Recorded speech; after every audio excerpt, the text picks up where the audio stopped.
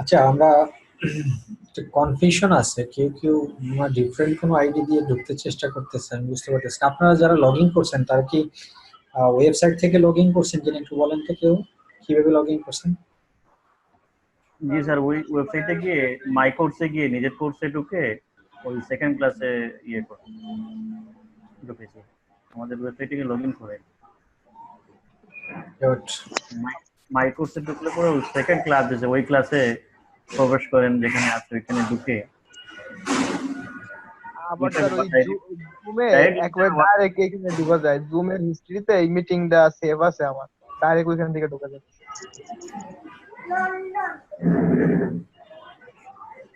তারপর স্যার সরাসরি একটা লিংক দিয়েছে স্যার, ওইটা স্যার কাজ করছে না। কে দিয়েছে? আমি দিলাম যেটা সেটা? না স্যার, ওইটা আমি মেসেজ করেছিলাম স্যার প্রথম ক্লাসে, তো ওই দিন ওইটা দিয়ে ঢুকেছি। আজকে ওইটা কাজ করছে না। আজকে লগ ইন করে তারপর ওখানে ঢুকতে গেলাম, সেকেন্ড ক্লাসে দেখাচ্ছে এন্ড ক্লাস। সেকেন্ড ক্লাস কি ওয়েবসাইট থেকে? হ্যাঁ হ্যাঁ, লগ ইন করার পরে তারপরে ঢুকলাম, সেখানেও দেখাচ্ছে এন্ড ক্লাস। ওইখানে তো লাইভ ক্লাস থাকার কথা, ওইখানে এন্ড ক্লাস দেখাচ্ছে। আচ্ছা স্যার, ওই যে মাই কোর্সে ঢুকলে ওইখানে আবার সেকেন্ড ক্লাসেই দেখাচ্ছে যে লাইভ ক্লাস আছে। স্যার এই শিখনের সার্ভারে ইন ক্লাসে দেখায়, ওটা দেখে একটু বিব্রত হয়ে গেছিলাম। জি, আমরা ওই যে মাই কোর্সে ঢুকলে পরে ওইখানে আবার ওই সেকেন্ড ক্লাস অ্যাক্টিভ আছে।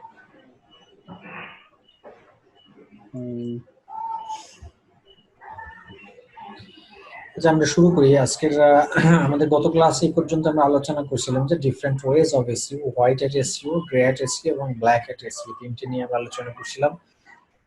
এরপরে এই ক্লাসটা আমরা গত শেষ করতে পারিনি, আমরা যে যতটুকু বাকি ছিল সেটা সেখান থেকে আমরা শুরু করি। আমাদের ওয়াই উইল ডু এসইও, মানে এসইও আমরা কেন করব, এই কোশ্চেনটা অনেকে থাকতে পারে বা অনেকেই এটা আমাকে এর আগে জিজ্ঞেস করছে যে এসইও এমন কি এক জিনিস যে এসইও করতেই হবে আমাদেরকে।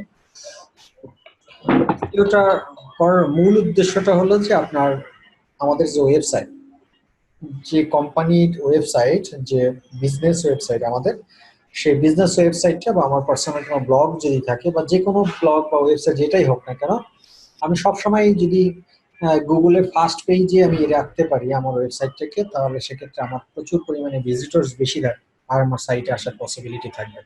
কারণ নর্মালি আপনারাও নিজেরাও জানেন যে গুগলে যদি সিম্পলি একটা কোনো সফটওয়্যার দিয়েও যদি আপনারা সার্চ দেন যে ফ্রি ডাউনলোড অ্যান্টিভাইরাস, এটা দিয়ে যখন গুগলে আপনি সার্চ দেন, সার্চ দেওয়ার পরে আপনি দেখবেন যে প্রথম পেজে যে কয়টা লিঙ্ক শো করে বা যে কয়টা পেজ শো করে, আপনারা কিন্তু মোটামুটি ওই প্রথম পেজের ওই কয়টা লিঙ্কই ক্লিক করে ওখান থেকে আপনারা চেষ্টা করেন যে আপনার কাঙ্ক্ষিত সফটওয়্যারটা এখানে আছে কি নাই, এইটাই আপনাদের প্রচেষ্টা থাকে। বাট পরবর্তী সফটওয়্যারগুলোতে কিন্তু, পরবর্তী পেজগুলোতে কিন্তু আমরা খুব কমই যাই। আমি যদি একটু দেখাই আপনাদের যে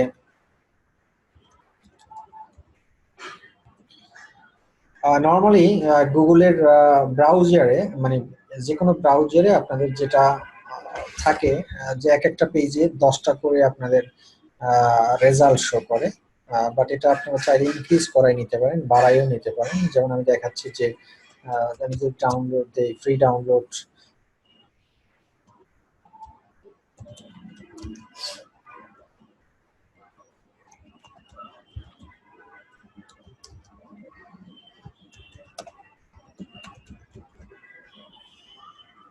ধরুন আমি এটা দিয়ে সার্চ দিলাম, এটা সার্চ দেওয়ার পরে আমরা নর্মালি কি করি, আমাদের যে এখানে যে রেজাল্টগুলো শো করে 1 2 3 4 5 6 7 8 9 10, আপনারা দেখেন আপনাদের সবার পেজে এই 10টা রেজাল্ট এখানে আছে, বাট আমার এখানে কিন্তু আরো অনেক বেশি রেজাল্ট আছে।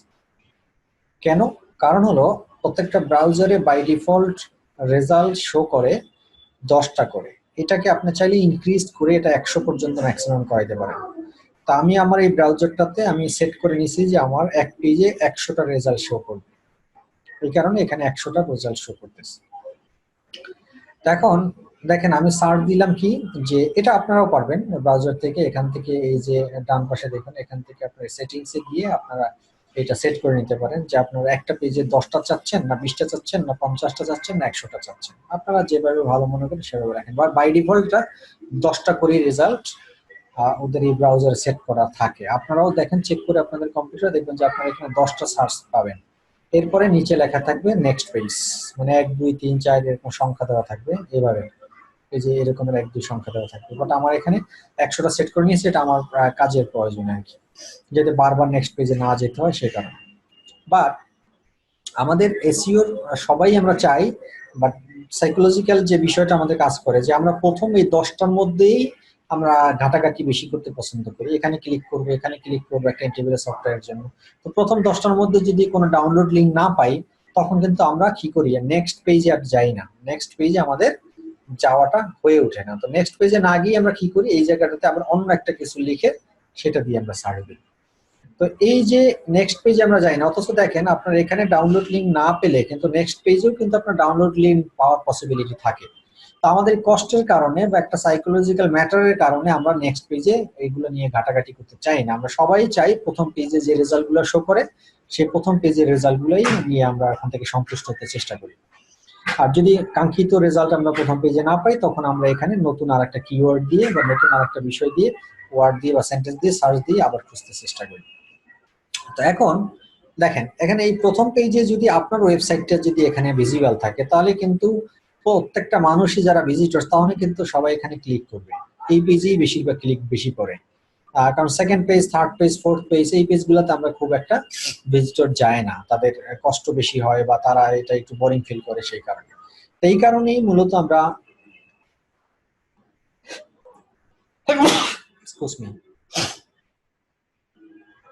এই কারণেই মূলত আমরা এসইও করব যে আমাদের ওয়েবসাইটটা যদি আমরা গুগলের প্রথম পেজে নিয়ে আসতে পারি, 10টা রেজাল্টের মধ্যে শো করে, তো সেক্ষেত্রে আমাদের বেশি বেশি ভিজিটরস আসবে এবং কাঙ্ক্ষিত ক্লায়েন্ট আমরা খুঁজে বেশি বেশি পাবো আমরা। এটাই হলো মূল কারণ এসইও করার একমাত্র ওয়ে এবং মেইন রিজন। যেমন ওয়েবসাইটটাকে কি লেখা আছে দেখুন, to rank any website business engine search engine, আমার ওয়েবসাইটটাকে সার্চ ইঞ্জিনে র্যাঙ্ক করতে হবে। আর সবচেয়ে বড় বিষয়টা হলো প্রথম 10টা পেজের মধ্যে থাকলে সবচেয়ে আমি সেফ, এবং আমরা প্রচুর পরিমাণে ভিজিটর আমার সাইটে অটোমেটিকলি গুগল থেকে বা বিভিন্ন সার্চ ইঞ্জিন থেকে আমার অটোমেটিকলি আসবে। তো আশা করি আপনারা বুঝতে পারতেছেন। সো এখন এরপরে আসেন benefit of SEO. Benefit of এসইওটা তো বুঝতেই পারছেন যে আমার ওয়েবসাইটটা যদি গুগলের র্যাঙ্ক পেজে যদি চলে আসে, তো সেক্ষেত্রে আমি আমার ওয়েবসাইটটা পরিচিতি বেশি হবে, প্রচুর পরিমাণে ভিজিটর্স আমার সাইট ভিজিট করবে। আর সাইট যদি আমার ভিজিটর্স বেশি আসে, তাহলে যত বেশি ভিজিটর আমার সাইটে আসবে তত বেশি আমার ক্লায়েন্ট পাওয়ার সম্ভাবনা বেশি থাকবে, বা আমার ওয়েবসাইটের প্রোডাক্ট সেল করার সম্ভাবনা বা সেল হওয়ার সম্ভাবনা বেশি থাকবে। হ্যাঁ, এটাই হলো আমার benefits of SEO.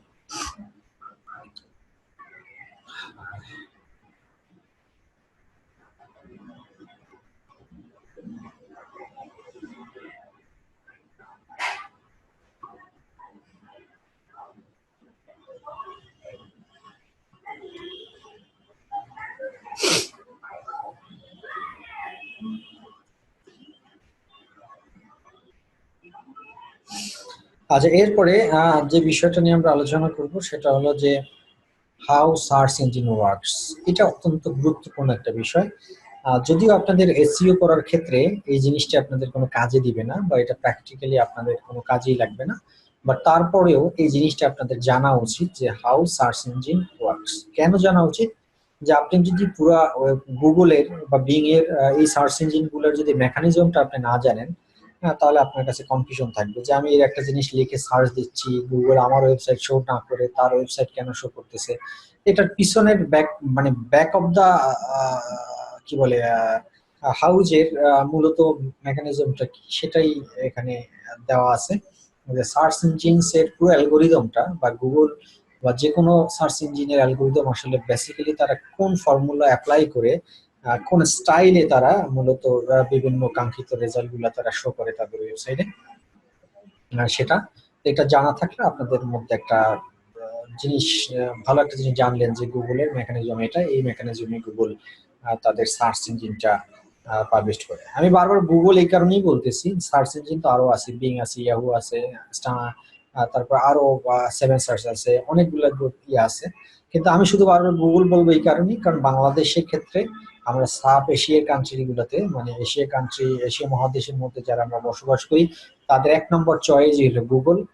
90%, more than 90% public persons তারা গুগলের সহায়তা শরণাপন্ন হয়, বাকি 10% অন্যান্য সার্চ ইঞ্জিনগুলোতে যায়।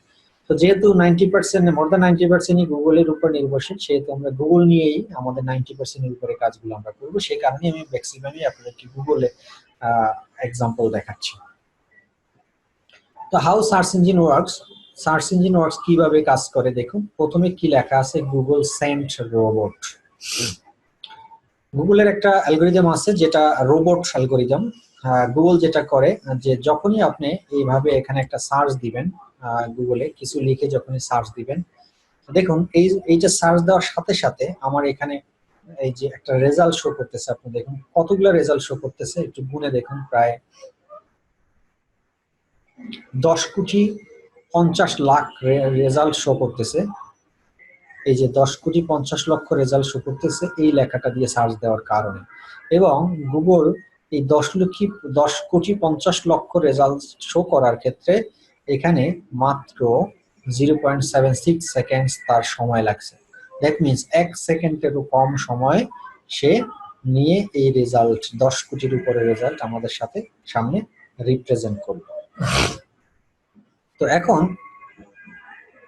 এই যে 0.76 মানে 1 সেকেন্ডেরও কম সময় যে আমাদের সামনে রেজাল্ট শো করলো, এই 1 সেকেন্ডের মধ্যে গুগলের বিভিন্ন ধরনের অ্যালগোরিদম কিন্তু তারা কার্যকলাপ করে ফেলে, এর মধ্যেই করে ফেলে। তো সেটার প্রথম কার্যকলাপ কি, গুগল সেন্ট এ রোবট। যখন কখনই আপনি এই ধরনের কোন একটা লেখা গুগলে লিখে সার্চ দিবেন, ফার্স্ট গুগলের কাজটা হলো গুগল একটা রোবটকে নির্দেশ দিবে যে তুমি এই রিলেভেন্ট, এখানে কয়টা ওয়ার্ড আছে দেখুন, 1 2 3 4টা ওয়ার্ড আছে। যে 4টা ওয়ার্ডকে রোবট ভাগ ভাগ করে ফেলবে, আলাদা আলাদা করে ভাগ করে ফেলবে। ভাগ করে গুগল কি করবে, যে প্রত্যেকটা ওয়ার্ডের সাথে ম্যাচিং করে গুগল রোবটকে বলবে তুমি এই ম্যাচিং ওয়ার্ড গুলা কাউন্ট করে তুমি আমার কাছে রেজাল্ট নিয়ে আসো। এটা আলাদা আলাদা ওয়ার্ডেও কাউন্ট করবে, পাশাপাশি পুরো সেন্টেন্স মিলাও একটা কাউন্ট করবে, 2টা ওয়ার্ড মিলাইয়াও কাউন্ট করবে, 3টা ওয়ার্ড মিলাও কাউন্ট করবে। এভাবে বেসিক্যালি ভাগ ভাগ করে ডিফারেন্ট ওয়েতে সে গুগলকে, রোবটকে নির্দেশ দিবে যে তুমি এইভাবে আমার কাছে যত রেজাল্ট তোমার তুমি খুঁজে বের করে আনতে পারো সবগুলা খুঁজে বের করে নিয়ে আসো। কোথায় পাঠাবে, বেসিক্যালি দেখেন প্রত্যেকটা কান্ট্রিতে গুগলের নির্দিষ্ট সার্ভার আছে। সার্ভার বলতে কি, আমরা যখন গুগলের মেইন সেন্ট্রাল সার্ভার হলো ইউএসএ তে। এখন ইউএসএ তে সেন্ট্রাল সার্ভার থাকার কারণে আবার সেই সেন্ট্রাল সার্ভারের সাথে প্রত্যেকটা ইন্ডিভিজুয়াল কান্ট্রিতে তাদের লোকাল সার্ভার আছে। সেই লোকাল সার্ভারগুলোর সাথে আপনার ইউএস এর যে সেন্ট্রাল সার্ভার সেটার সাথে কানেক্টেড। এখন আমি যে বাংলাদেশে বসে যখন একটা লেখা দিয়ে আমি সার্চ দিব, সেই লেখাটার রিকোয়েস্টটা কিন্তু প্রথম যাবে কোথায়, আমার বাংলাদেশের যে লোকালে যে সার্ভারটা সেট আপ করা আছে সেই সার্ভারের কাছে আমার রিকোয়েস্ট যাবে। তো সেই সার্ভারের কাছে যে পরিমাণ ডাটা স্টোর করা আছে সেই ডাটার সাথে যদি আমার সার্চের মানে আমার লেখার সাথে তার ডাটার সাথে মিল না থাকে, তখন সেই সার্ভার সেন্ট্রাল সার্ভারকে রিকোয়েস্ট করবে যে আমার বাংলাদেশের একজন ইউজার সে এই রিলেভেন্ট একটা লেখা দিয়ে সার্চ দিছে যেটার সাথে আমার কোনো রেজাল্ট আমার সার্ভারের সাথে ম্যাচিং হচ্ছে না। তো সেই ক্ষেত্রে তোমার সেন্ট্রাল সার্ভারে কোনো এই ধরনের রেজাল্ট আছে কিনা সেটা তুমি আমাকে সেটা আমাকে দাও, কারণ আমার ইউজারকে এই তথ্যটা প্রদান করতে হবে। তখন কি করে, লোকাল সার্ভার যখন সেন্ট্রাল সার্ভারকে রিকোয়েস্ট করে, সেন্ট্রাল সার্ভারের কাছে যে পরিমাণ ডেটা বা যে পরিমাণ ইনফরমেশন এই রিলেভেন্ট থাকে সেই রিলেভেন্ট ডেটাগুলা কি করে লোকাল সার্ভারে তারা পাস করে দেয়, এবং লোকাল সার্ভার আমাদের কাছে এই রেজাল্টগুলা রিপ্রেজেন্ট করে। এখন কথা হলো যে গুগল এই যে মেকানিজমটা ইউজ করে আমাদের সামনে রেজাল্টটা পাবলিশ করলো। এখন কোনো কারণে যদি আমাদের এই লেখার সাথে লোকাল সার্ভারের সাথেও কোনো ম্যাচিং নাই, সেন্ট্রাল সার্ভারের সাথে কোনো ম্যাচিং নাই, কোনো জিনিস পাচ্ছে না খুঁজে, তখন আসলে গুগল কি করবে? তখন গুগল আপনারা খেয়াল করেন অনেক সময় অনেক লেখা দিয়ে সার্চ দিলে দেখবেন যে দিস সার্চ নট অ্যাভেলেবল বা this result is not XYZ, এরকম টাইপের একটা মেসেজ এখানে শো করে, কোনো এরকমের রেজাল্ট দেখায় না, একটা এরর মেসেজ দেখায় বা একটা ক্যান নট ফাইন্ড সার্ভার, এই টাইপের একটা মেসেজ দেখে। কিন্তু এই যে আপনি এই লেখাটা দিয়ে সার্চ দিয়েছেন, এই মুহূর্তে আপনি কোনো ডেটা কিন্তু পান নাই। বাট আপনি দেখবেন 1 সপ্তাহ পর এই সেম লেখা দিয়ে আপনি আবার সার্চ দিয়ে দেখবেন যে আপনার কোনো না কোনো রেজাল্ট আপনার সামনে গুগল রিপ্রেজেন্ট করবে। তার মানে কি দাঁড়ালো, গুগল কিন্তু এই যে আপনাদের সার্চ দিলেন, এই সার্চ দেওয়ার যেই লেখাটা দিয়ে সার্চ দিয়েছিলেন সেটা তার সার্ভারে সে কাউন্ট করে নিছে, যে এই মুহূর্তে আমার ইউজারকে আমি সার্ভিস দিতে পারি নাই, তাতে কি হয়েছে, এই যে আমি পারলাম না, এর পরবর্তী সময় থেকে রোবটকে বলে দেয় এই রিলেভেন্ট লেখা দিয়ে একজন ইউজার আমাকে একটা তথ্য খুঁজছিল, তাকে আমরা কোনো তথ্য দিয়ে সহযোগিতা করতে পারি নাই, অতএব তুমি এখন এই তথ্য খুঁজে বের করো যে এই তথ্য কোথায় আছে। তখন রোবট এই রিলেভেন্ট জিনিস খুঁজে এনে তার সার্ভারে তাদেরকে দিয়ে দেয়, এবং পরবর্তী 1 সপ্তাহ বা 10 দিন পরে আমরা সেম জিনিস দিয়ে সার্চ দিলে দেখবেন যে আপনি আবার নতুন কিছু ডেটা আপনি পাচ্ছেন। এই মেকানিজমেই মূলত গুগল তাদের কার্যকলাপগুলো সম্পন্ন করে।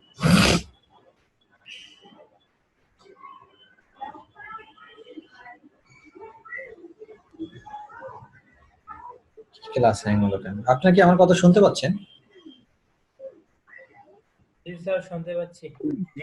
জি স্যার শুনতে পাচ্ছি কথা। কি বলে?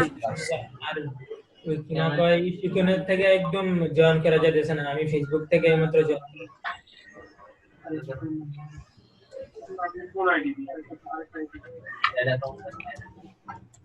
হ্যালো, জি, আচ্ছা, তো যাই হোক, হয়তো বা কেউ পার্সোনাল প্রবলেমের কারণে হতে পারে। আচ্ছা, তার মানে কি দাঁড়ালো, গুগল রোবট সেন্ড করলো, সেন্ড করার পরে রোবটের কাজটা কি, রোবট যেটা করে ক্রাউল ডাটা করে। ক্রাউল শব্দটা আপনারা মুখস্থ করে ফেলবেন। ক্রাউল ডাটা মানে হলো আমাদের এসইওর ভাষায় এটা একটা শব্দ, ক্রাউল ডাটা। ক্রাউল ডাটাকে আমরা সহজভাবে শুনতে পাচ্ছি না। হ্যালো, বাকিরা শুনতে পাচ্ছেন? জি স্যার ক্লিয়ার শোনা যাচ্ছে, আমি ক্লিয়ার শুনতে পাচ্ছি। ওনার ইয়েতে হয়তো কোনো প্রবলেম থাকতে পারে। ক্লিয়ার শুনতে পাচ্ছি স্যার, সমস্যা নেই। সমস্যা নেই। আপনারা জি স্যার ক্লিয়ার শুনতে পাচ্ছি। কেউ একজন একটু চ্যাট বক্সে মেসেজ দিয়েছেন যে আমরা শুনতে পাচ্ছি, আপনারা শুনতে পারেন না, এটা আপনার প্রবলেম। কে একজন মেসেজ দিয়েছেন? ওকে, তো robot crawl data. Robot crawl data কি করে? ক্রাউল ডাটা বলতে আমরা যেটা বুঝি সেটা হলো যে ক্রাউল ডাটা মিনস হলো ডাটা কালেকশন করা। সহজ ভাষায় আমরা বাংলাদেশি মানুষ যারা বুঝি, ডাটা কালেকশন করা বুঝি আমরা। তো robot crawl data, robot crawl data মানে হলো রোবট সে সাথে সাথে ডাটা কালেকশন করা শুরু করে বা ডাটা খোঁজা শুরু করে। তো রোবট ডাটা খুঁজে এনে সেটা কোথায় দেয়, লোকাল ডাটাবেজ স্টোর, যেটা মানে লোকাল সার্ভার যেটা আছে সেই সার্ভারে এই তথ্যগুলা সে ডাটা স্টোর করে। এখন ডাটা তো স্টোর করে এনে দিল, রোবটের কাজ শেষ। কিন্তু এখানে রোবট দেখা গেল যে, একটু মিউট করে রাখেন, আপনি একটু মিউট করে রাখেন।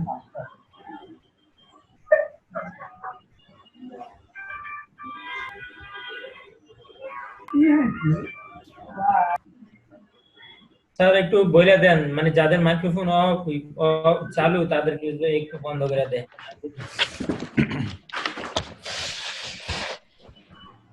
আপনাদের মাইক্রোফোন গুলো সবাই মিউট করে রাখেন। যখন কথা বলবেন আমার সাথে তখনই কথা বললে এটা অটোমেটিকলি আনমিউট হয়ে যাবে। অতএব এটা আনমিউট করে সবসময় রাখলে আপনাদের ওখান থেকে নয়েজ আসে। আপনারা এখানে 25-30 জন স্টুডেন্ট আছেন, তো সবার কাছ থেকে যদি নয়েজ একসাথে চলে আসে তখন কিন্তু ক্লাসের আর কোনো ভয়েসই শোনা যাবে না।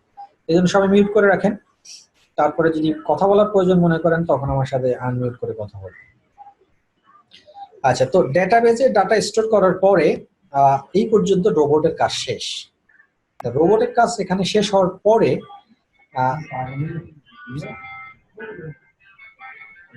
ফিরোজ মোল্লা, আপনি এটা, আপনাকে আমি বারবার মিউট করতেছি, তারপর আপনি কেন এটাকে আনমিউট করতেছেন?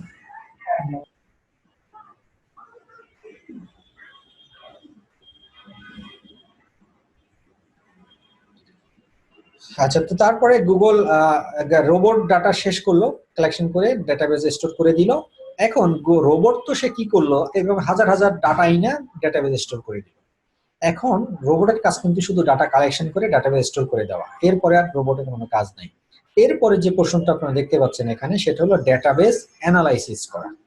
অ্যানালাইসিস করবে, করার পরে দেখবে যে অ্যানালাইসিস কি করবে, যে আমি যে জিনিসটা দিয়ে সার্চ দিছিলাম সেই সার্চের সাথে ধরুন রোবট কি করলো, 1000 ডাটা আইনে ডাটাবেজ স্টোর করে দিল। এই 1000 ডাটা থেকে ডাটাবেজ অ্যানালাইসিস শুরু করে দিবে যে 1000 ডাটার সাথে আমি যে জিনিসটা দিয়ে সার্চ দিছিলাম সেই সার্চের সাথে হুবহু কয়টা মিল আছে আর পার্শিয়াল মিল আছে কয়টা। তো যেগুলো হুবহু মিল আছে সেগুলো উপরের সারিতে রাখবে, যেগুলা পার্শিয়াল মিল আছে সেগুলো নিচের সারিতে রাখবে। তারপরে কি করবে দেখুন, অ্যাসেসমেন্ট অফ র্যাঙ্কিং ফ্যাক্টরস। এরপরে সে এটাকে অ্যাসেসমেন্ট করবে। এখন ধরুন যে হুবহু 1000-এর মধ্যে হুবহু মিলে গেছে 200, তাহলে 200-কে সে উপরের সারিতে রাখলো। এখন 200-এর মধ্যে কাকে 1 নম্বরে রাখবে, কাকে 2 নম্বরে রাখবে বা কাকে 3 নম্বরে রাখবে, এই জিনিসটা ডিপেন্ড করে অ্যাসেসমেন্ট অফ র্যাঙ্কিং ফ্যাক্টরস এর উপরে। কিছু র্যাঙ্কিং ফ্যাক্টরস আছে, সেই ফ্যাক্টরস গুলোর উপর বেসিস করে আপনার 1, 2, 3 সিরিয়াল করা হয়। আমরা একটু পরেই সেই র্যাঙ্কিং ফ্যাক্টরস গুলো শিখবো। বাট এখন আপনারা এতটুকু জেনে রাখেন যে কিছু বিষয়ের উপর নির্ভর করে রোল নম্বর ক্রিয়েট করা হয়। যে আমি এই 200 যে একই রকমের ডেটা আমি পাইলাম, এই 200 ডেটার মধ্যে কাকে আমি 1-এ শো করব, কাকে 2-তে শো করব, কাকে 3-এ শো করব, সেটা কিছু র্যাঙ্কিং ফ্যাক্টরস এর উপরে নির্ভরশীল। ধরুন আমরা যে পরীক্ষা এক্সাম দেই, পরীক্ষা এক্সাম যখন দেই আমাদের হয়তো বা 10টা সাবজেক্ট থাকে বা 11টা সাবজেক্ট থাকে। এখন এখানে কিন্তু কন্ডিশন থাকে, কিছু কি কন্ডিশন থাকে, যে আপনাকে 11টা সাবজেক্টই যদি আপনি পাস করেন ইন্ডিভিজুয়ালি, দেন তখনই আপনি পাস। আপনি 10টা সাবজেক্টে কি করলেন, 100-তে 100 পেলেন, একটা সাবজেক্টে আপনি ফেল করলেন, তাহলে কিন্তু আপনি ফেল। আবার অনেক স্টুডেন্ট আছে যে 10টা সাবজেক্টই সে 60 করে পাইছে, তার মানে যেই স্টুডেন্ট 10টা সাবজেক্টই 60 করে পেলো আর আপনি পেলেন 10টা সাবজেক্টের মধ্যে 9টায় 100 করে আর একটায় পাইলেন আপনি 33-এর নিচে, তার মানে কি দাঁড়ালো, টোটাল মার্কস রেজাল্ট হিসেব করলে কিন্তু আপনি তার চেয়ে বেশি, কিন্তু আপনি একটা ফেল করছেন বলে কিন্তু আপনি ফেল। এই যে আমাদের এই মেকানিজমটা নির্ভর করে যখন আমাদের রেজাল্ট শিট পাবলিশ করা হয় আমাদের ইন জেনারেল পরীক্ষার ক্ষেত্রে, ঠিক তেমনি গুগলও এই রকমের কিছু র্যাঙ্কিং ফ্যাক্টরস এর উপর নির্ভর করে আপনার ওয়েবসাইটটাকে আমাদের কাছে সার্চ ইঞ্জিনে শো করবে। এখানে যে আপনার ওয়েবসাইট খুব সুন্দর হলেই আপনার কাছে ই করবে, আপনার প্রচুর পরিমাণে ভিজিটরস আপনার এই সাইটে ঢুকতেছে সেটার কারণেই যে আপনার সাইটটা 1 নম্বরে শো করবে, তারপরে আপনার অনেক বেশি কন্টেন্ট সেটার কারণেই যে করবে, বা আপনি ইংলিশে কন্টেন্ট করছেন, ইংলিশ ওয়েবসাইট করছেন সেটার কারণে করে, বিষয়টা কিন্তু তা নয়।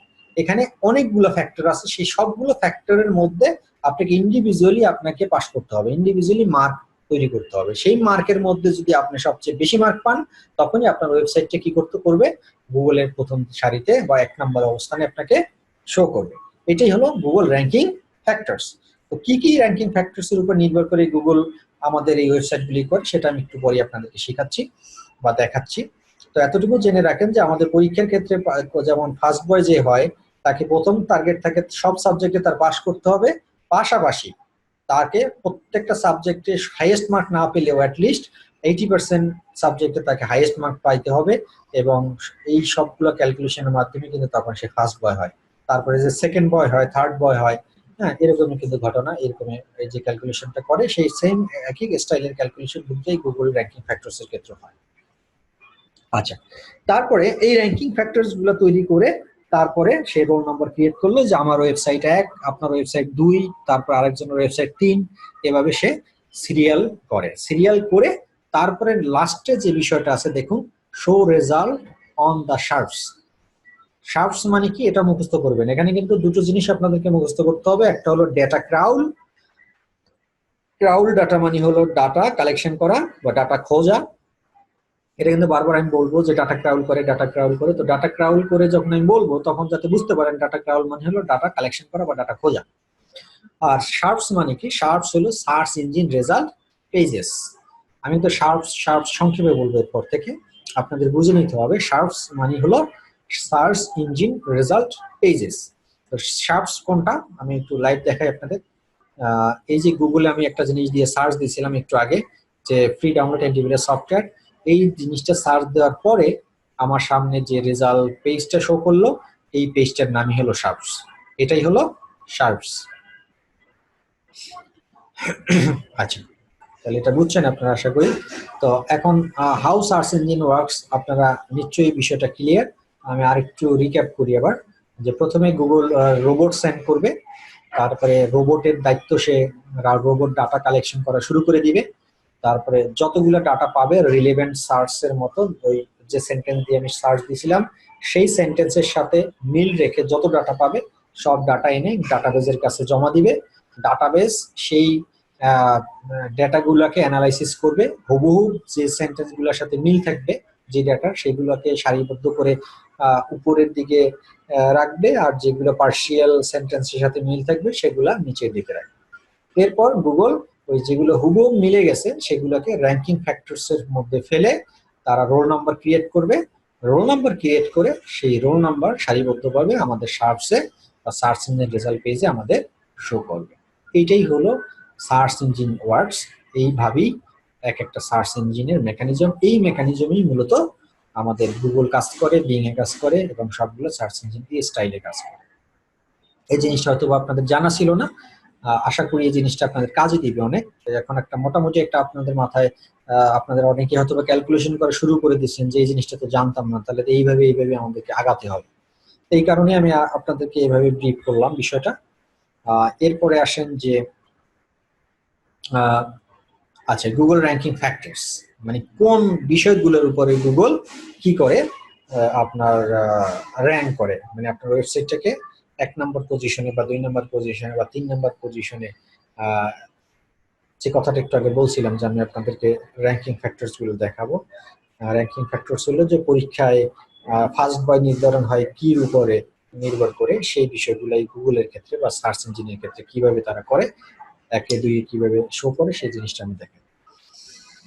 প্রথম যে র্যাঙ্কিং ফ্যাক্টরস, আচ্ছা আমি তার আগে একটা কথা বলে রাখি, গুগল র্যাঙ্কিং ফ্যাক্টরস এর অভাব নাই। মোর দ্যান 200 র্যাঙ্কিং ফ্যাক্টরস আছে গুগল, 200-র উপরে র্যাঙ্কিং ফ্যাক্টরস আছে। এখন আমাদের কি তাহলে এই 200 র্যাঙ্কিং ফ্যাক্টরস নিয়ে আলোচনা করতে হবে বা জানতে হবে বা শিখতে হবে?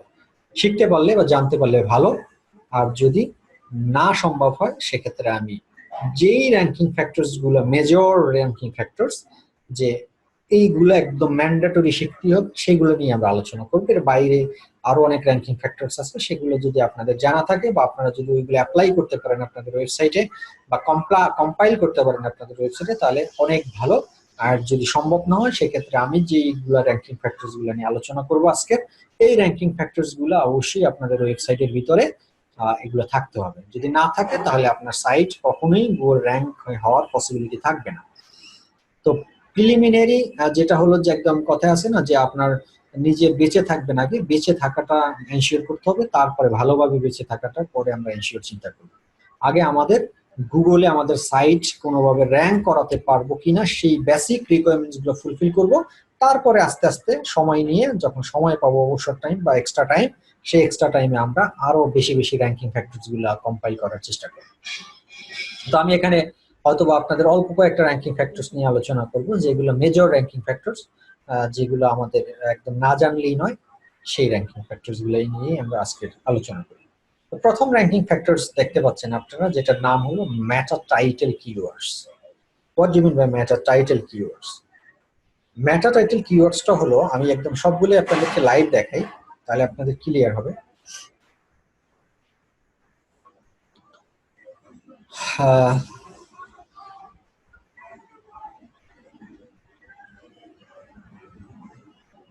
আচ্ছা, আপনাদেরকে আমি ফার্স্ট ক্লাসে বলছিলাম যে একটা আপনার একটা রিনাউন্ড একটা কোম্পানির কাজ করছিলাম আমি, যেটা গুগলে ব্ল্যাক লিস্টেড হয়ে গেছিল। নাম বলবো না বলছিলাম, বাট নাম বললেও কোনো অসুবিধা নেই, বলেই দিই। এটা দিয়েই আপনাদেরকে দেখাই, তাহলে আপনার জন্য সুবিধা হবে। এটা হলো এলিট পেইন্ট, বাংলাদেশের একটা পেইন্ট কোম্পানি। টপ 3টা পেইন্ট কোম্পানির মধ্যে বাংলাদেশে একটা, বার্জার পেইন্টস, এশিয়ান পেইন্টস, এই 3টেই এখন টপ লেভেলে। এবং তারা রিসেন্টলি আপনি দেখতে পাচ্ছেন যে তারা সুপার ব্র্যান্ড অ্যাওয়ার্ডস পেয়েছে, বাংলাদেশে তারা সবচেয়ে সুপার ব্র্যান্ড, এটা তাদের অ্যাচিভমেন্ট ছিল। এই ওয়েবসাইটটা আমার করা, ওয়েবসাইটটাও আমার নিজের ডিজাইন করা, পাশাপাশি এসইওর কাজও আমার করা। তো এখানে ওই ওয়েবসাইটটা আসলে এটা যেহেতু একটু প্রসঙ্গ উঠছে, আমি একটু ইতিহাসটা আপনাদেরকে বলি, তাহলে আপনাদের ক্লিয়ার হবে। এই ওয়েবসাইটটা আরেকজন ডেভেলপার করছিল, অন্য একজন ডেভেলপারকে দিয়ে ওয়েবসাইটটা তারা প্রথম তৈরি করছিল। এই এলিট পেইন্টের ওয়েবসাইটটা কিন্তু অনেক ভারী ওয়েবসাইট, আপনারা ভিজিট করলে বুঝবেন। প্রচুর পরিমাণে লিঙ্ক পেজ আছে এখানে, ওদের ওয়েবসাইটের প্রচুর পরিমাণে ডাটা, হ্যাঁ একদম অনেক বেশি বেশি ডাটা। আপনার দেখতে মনে হচ্ছে অল্প সাদা সিধা ওয়েবসাইট, বাট এটার ভিতরে প্রচুর ডাটা আছে। মোর দ্যান আমার হিসেব করলে নিয়ার অ্যাবাউট 100 লিঙ্ক পেজ আছে এটার সাথে। তো আপনারা একটু ভিজিট করিয়েন আপনাদের এন্ড থেকে। তো এই ওয়েবসাইটটা মূলত আরেকজন ডেভেলপার সে করছিল। সে ডেভেলপার ভদ্রলোক আমি জানি না, বাট কি করছে তাকে আমি চিনি না, বাট আমি জানি যে আরেকজন ডেভেলপার এই ওয়েবসাইটটা তৈরি করছিল। তো সেই ডেভেলপার এই ওয়েবসাইটটা তৈরি করার পরে যখন পাবলিশ করে, তারা পাবলিশ করার পরে এটা দেখতে পাই যে গুগল ব্ল্যাক লিস্টেড করে ফেলছে। মানে গুগল ব্ল্যাক লিস্টেড করছে, দ্যাট মিনস তাদের ওয়েবসাইটটা গুগলে যদি ডাইরেক্ট আমি এভাবে সার্চ দিতাম, যে